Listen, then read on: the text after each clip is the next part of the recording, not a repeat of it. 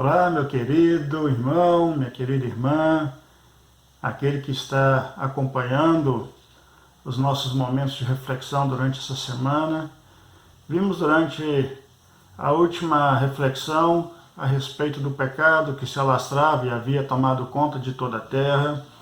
Vimos que Deus trouxe então um dilúvio onde Noé e sua família foram salvos, porque Noé ele era justo. E essa justiça, baseada no temor dele ao Senhor, trouxe salvação a ele e toda a sua família.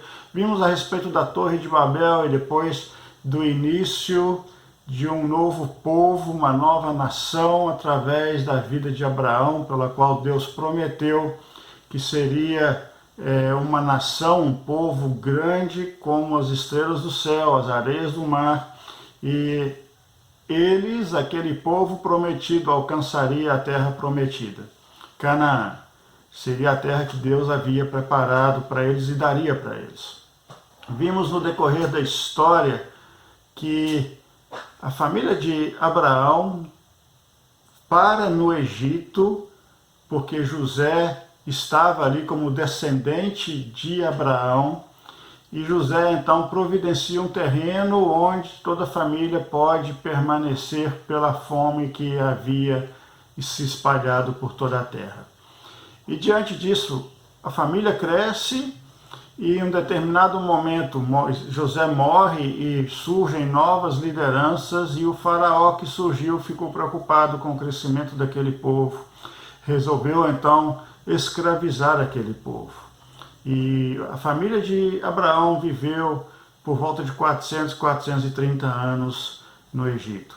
Houve uma enorme opressão e Deus levanta então Moisés com a missão de ir até Faraó, pedindo que Faraó deixasse com que o povo saísse para prestar culto ao Senhor. Faraó endurece seu coração e Deus envia então pragas, na qual a gente mencionou hoje, e através dessas pragas ele manifesta o seu poder e a sua grandeza, não só a Faraó, aos egípcios, mas também aos israelitas, aos hebreus, os descendentes de Abraão. E 9 pragas então se manifestaram. E a 10ª praga que a gente vai estudar hoje é a pior das pragas, com resultados de morte. E eu gostaria de tirar um tempo com você hoje para que a gente pudesse refletir nesse sentido. O texto se baseia em Êxodo capítulo 12, a 10ª praga, a morte de todos os primogênitos, e eu sugiro você que faça uma leitura desse capítulo antes que você prossiga com o ouvir dessa meditação.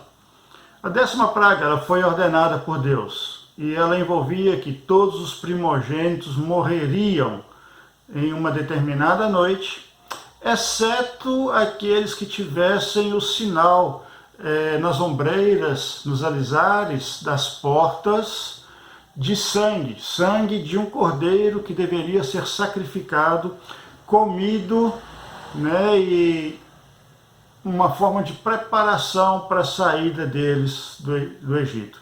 E aquele sangue serviria como um sinal de libertação, um sinal de não morte, um sinal do povo para o povo de que eles pertenciam à família de Israel, à família dos hebreus.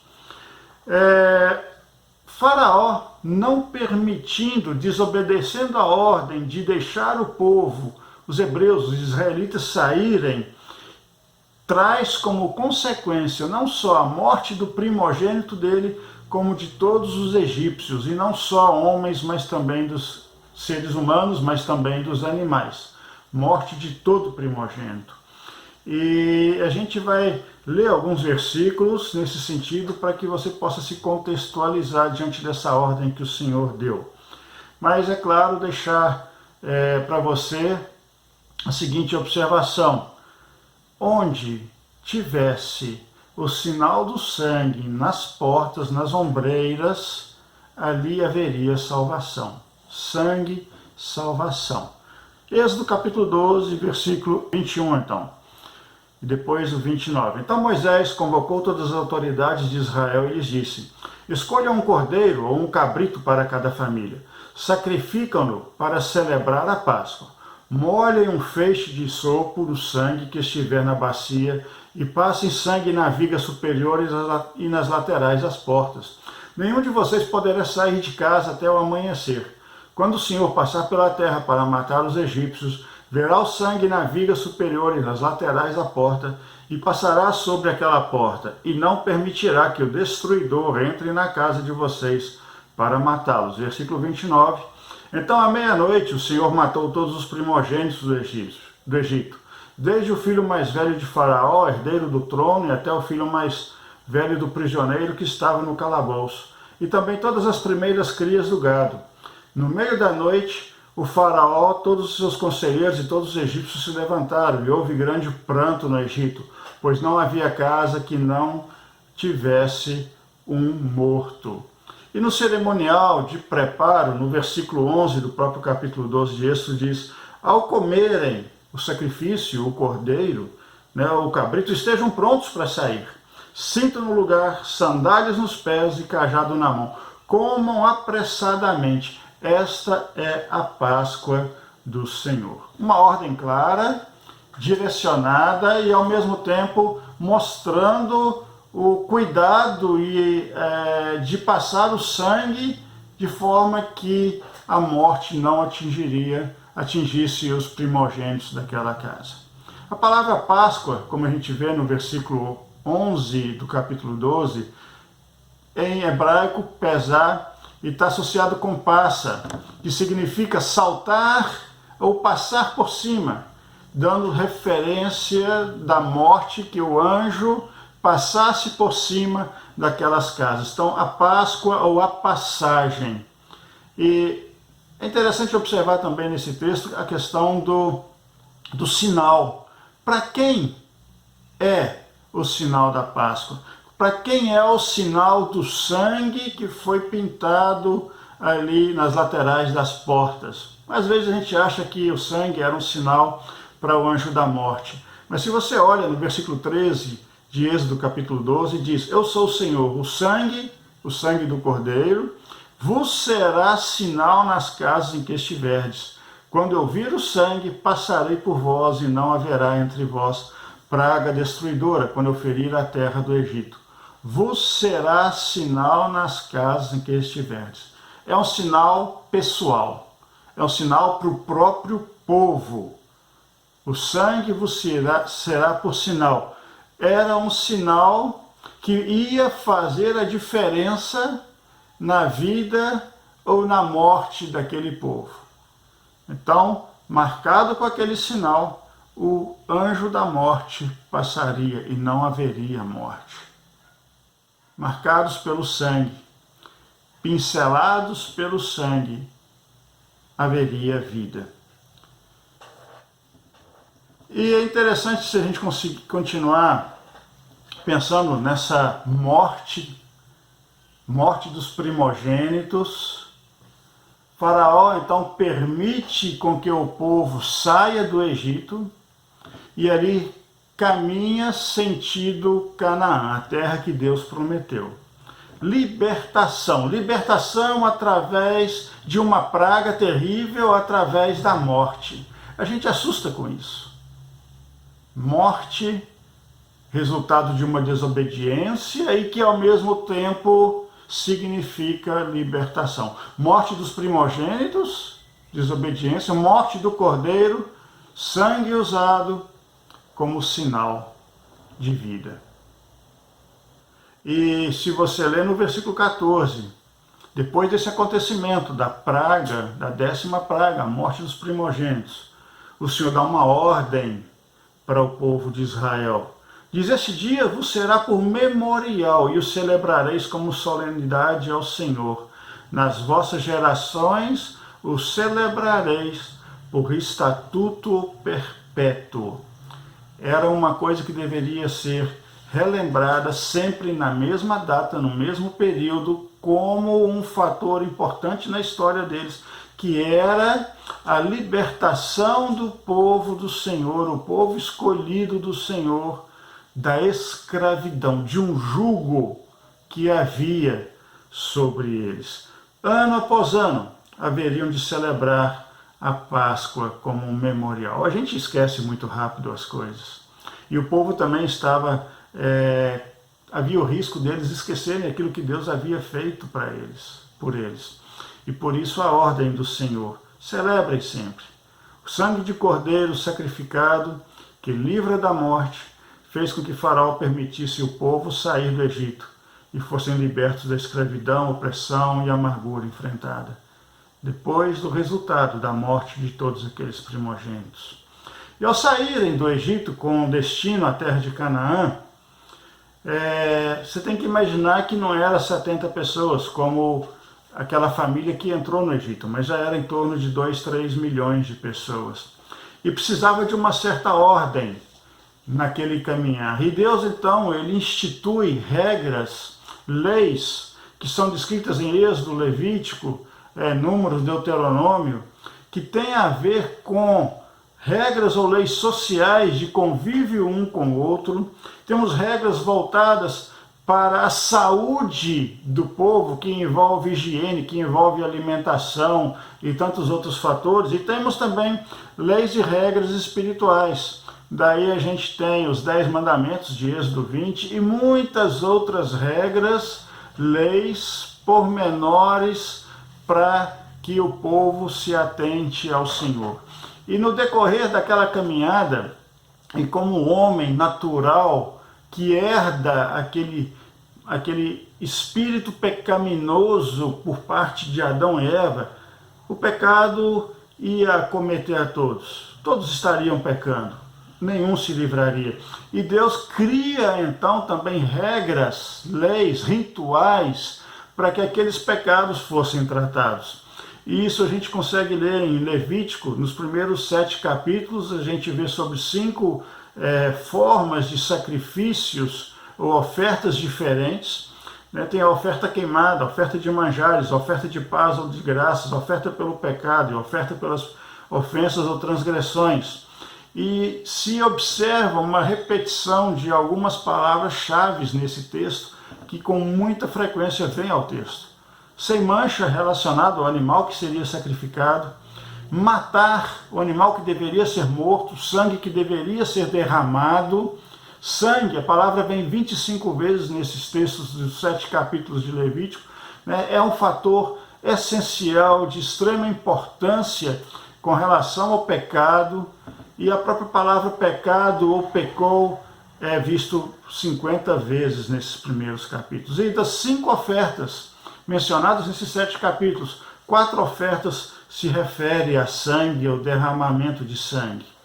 E devemos lembrar que o objetivo dessas ofertas, desses sacrifícios, era também de libertação. Libertação do pecado. O pecado prende, o pecado escraviza, o pecado destrói, o pecado tem peso, o pecado tem consequências. E o objetivo, então, dessas ofertas era trazer a libertação do pecado, tirar o pecado do povo, tirar a culpa do povo e proporcionar o completo e perfeito perdão de Deus, tornando o povo de Deus um povo santo, um povo que caminhava ou deveria caminhar para a santificação. Agora, qual que é a relação entre o derramamento de sangue com o perdão do pecado? Eu falei de libertação do Egito, falei de libertação do pecado, e mais uma vez a gente volta ao termo sangue, sangue derramado. Sangue foi derramado para libertar o povo de uma escravidão. Nas ofertas, sangue é derramado para libertar o povo do pecado e das consequências do pecado. Em Hebreus capítulo 9, versículo 22, Hebreus 9, 22 diz: com efeito, quase todas as coisas, segundo a lei, se purificam com sangue. Se purificam, se tornam puros. E sem derramamento de sangue não há remissão. Sem derramamento de sangue não há perdão. O único meio de se remover o pecado é pelo derramamento de sangue. Hebreus 9, 22. Sem derramamento de sangue não há remissão, ou seja, o perdão. E o único meio de se remover o pecado é pelo derramamento de sangue.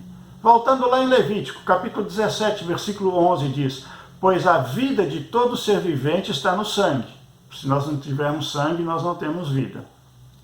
E é por isso que Deus mandou que o sangue dos animais oferecidos como um sacrifício fosse derramado no altar, a fim de conseguir o perdão dos pecados do povo. Pois é o sangue, isto é, a vida, que tira os pecados. Vou ler mais uma vez. Levítico 17:11. Pois a vida de todo ser vivente está no sangue. É por isso que Deus mandou que o sangue dos animais oferecidos como sacrifício fosse derramado no altar a fim de conseguir perdão dos pecados do povo. Pois é o sangue, que é vida, que tira o pecado. A virtude do sangue não está no próprio sangue, mas na vida. O sangue em si não tem valor. Mas a vida, ela depende do sangue. E o sangue é o que traz vida às pessoas. A vida ela é mantida pelo sangue. E porque o sangue é vida e ao mesmo tempo sangue, há poder nele. Poder para a expiação, para a remoção, para o perdão dos pecados. E quando o sangue é derramado, a vida sai com ela. No sentido de que a vida pecaminosa sai com ela. Esta é a ideia que a gente tem que carregar junto. Então, sem o derramamento de sangue não há perdão, não há remoção de pecados. A única forma de remover, de haver o perdão, de haver a purificação é através do sangue. Vida por vida. E isso nos leva a considerar a razão porque o sacrifício da vida remove o pecado. Vida por vida. E essa é a razão também do sacrifício de Cristo em nosso favor. Gostaria de, numa próxima oportunidade, no nosso próximo momento de reflexão, tratar um pouco com você sobre a vida de Cristo Jesus que foi entregue em morte para nós. Gostaria de falar um pouco com você sobre a cruz de Cristo. E ao mesmo tempo, o que tem a ver esse sangue do Cordeiro que foi derramado e passado nos umbrais das casas, como o sangue que era derramado como oferta pelos pecados, descrito em Levítico. O que isso tem a ver, então, com a morte de Jesus Cristo e a sua ressurreição?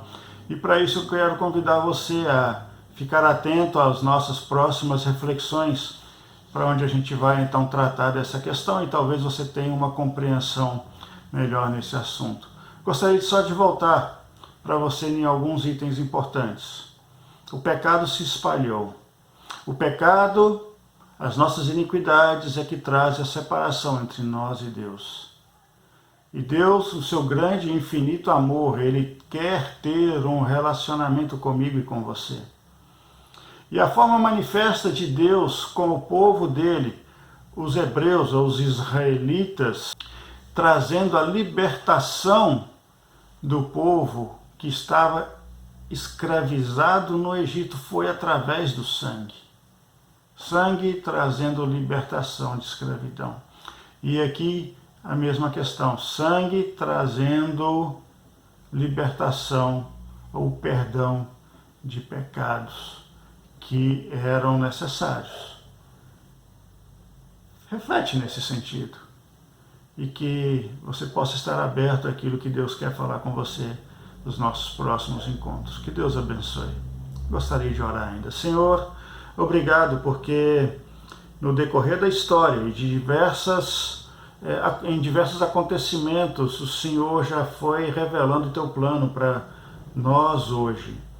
E ao mesmo tempo, através daqueles acontecimentos, o Senhor já direcionava para a pessoa de Jesus Cristo, aquele que se entregaria, derramaria do seu próprio sangue em nosso favor. Obrigado porque a gente tem Jesus Cristo que veio a esse mundo e a gente pode também, apesar da tristeza de uma morte, se alegrar por esta morte, porque essa morte tem um significado e pode ter um impacto grande nas nossas vidas. Que o Senhor esteja falando aos nossos corações. Em nome de Jesus nós te pedimos. Amém.